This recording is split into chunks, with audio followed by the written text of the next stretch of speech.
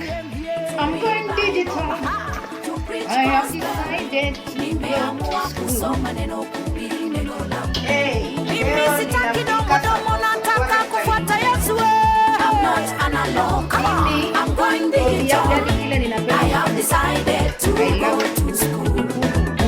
To read the Bible. To preach gospel. Nimeamua kusoma neno kuhubiri neno la Mungu.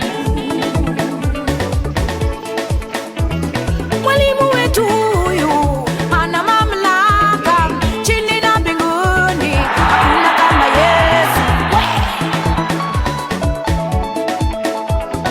Kwa darasa lako hakuna ukabila, hakuna ufisadi. Ni wokovu na neno lako tu. Come on.